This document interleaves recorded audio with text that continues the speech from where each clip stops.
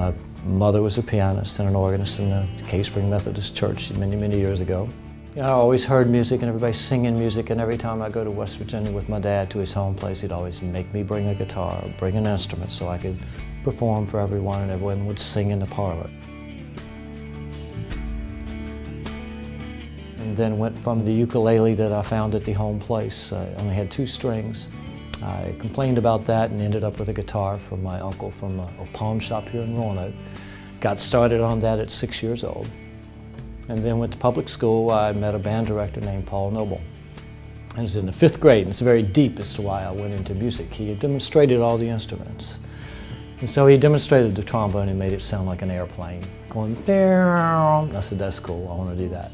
So I started taking trombone from him, and I just had quite an admiration for him. And after 2 or 3 years of instruction, 1963, we were in Europe, touring all over Europe with a very large high school band with a major jazz program. I was playing guitar in the jazz ensemble by the time I was in the 7th grade. And trombone stayed my instrument and throughout high school, and I majored in that at Shenandoah Conservatory of Music. And then I picked up another major in cello and double majored in trombone and cello and minored in string bass and piano, and studied music education. And after many years of teaching, went to Virginia Tech, got my master's degree in fine arts and education. Started teaching in Wrightsville Beach, North Carolina, and got the greetings from the president to come spend some time with the armed forces. So I did that, and that all lucked out and came to where I ended up in Roanoke with the 90th Army Band, and met some great people here in Roanoke and played there in the National Guard Band. And I had an acceptance to the Continental United States Army Band on trombone. Interim of that, I've been the majority of my time with Roanoke City Schools as a music director in various high schools, middle schools, and elementary schools. And have done that for 42 years. This is my 42nd year at Roanoke City Schools.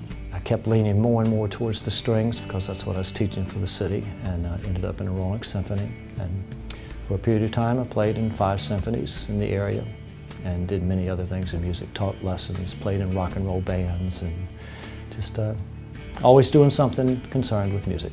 It's been my life. Roanoke City is the only community in this region that has a string program within the curriculum of the schools. It has it in the elementary school, the middle school, and the high school. I think it's very special that we have that and offer that. And when the programs reach excellence and they start being noticed, then the students will take a different look at it. They'll say, well, wait a minute, I can also feel good about making good music. And I see that growth occurring. Roanoke Youth Symphony is a very strong organization, and I'm seeing more and more of our students become involved in that. 2 or 3 more went in today, just today, and signed up I want to be a new symphony. It's just been really amazing the recognition and press we've received from taking the high school orchestra that I now direct, Patrick Henry, to Carnegie Hall. We sent an audition tape in last spring, and they accepted it, and we knew we had to rise to the occasion.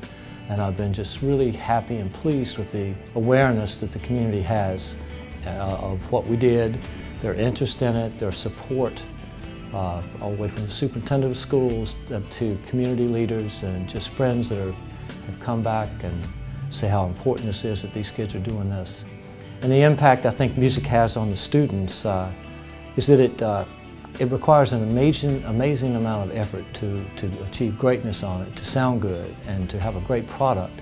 But oftentimes the recognition is not as immediate as, say, soccer or lacrosse or all the other peripherals that they may be involved in.